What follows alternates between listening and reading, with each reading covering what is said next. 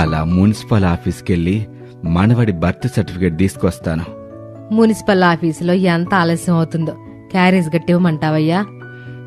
వద్దులే, మరీ ఆలస్యం అయితే ఏదో ఒకటి తింటానులే.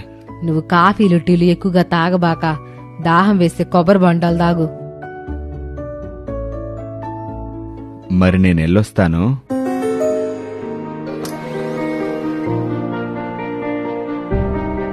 మున్సిపల్ ఆఫీస్కి వెళ్లకుండా నా మనవడి బర్త్ సర్టిఫికేట్ వచ్చేసిందా?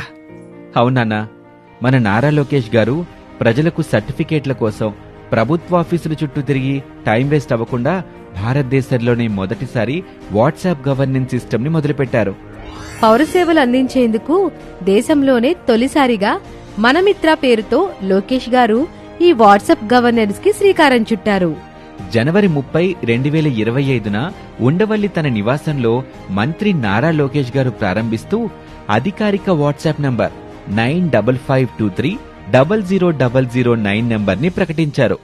లోకేష్ గారు మాట్లాడుతూ, యువగలం పాదయాత్రలో ఈ వాట్సాప్ గవర్నెన్స్ ఆలోచన నాకొచ్చిందని, వాట్సాప్ గవర్నెన్స్ చంద్రబాబు నాయుడు గారి 2.0 పనితీరుకి మరో మైలురాయి అని చెప్పారు. సర్టిఫికెట్ల కోసం ఆఫీసుల చుట్టూ తిరిగే అవసరం ఉండదు. ఇలా సెకండ్లలో మన సర్టిఫికెట్స్ వచ్చేస్తాయి. ఈ వాట్సాప్ గవర్నెన్స్ కోసం ఆంధ్రప్రదేశ్ ప్రభుత్వం మెటా సంస్థతో ఒప్పందం కుదుర్చుకుంది. తొలి దశలో 161 రకాల పౌరసేవలను ప్రభుత్వం అందిస్తోంది. యువగలం పాదయాత్రలో లోకేష్ గారు ప్రజల కష్టాలు తెలుసుకున్నారు కాబట్టే ప్రజలకి కష్టాలు లేకుండా ఇలాంటి మంచి పనులు చేస్తున్నారు. అందుకే ఇది మంచి ప్రభుత్వం.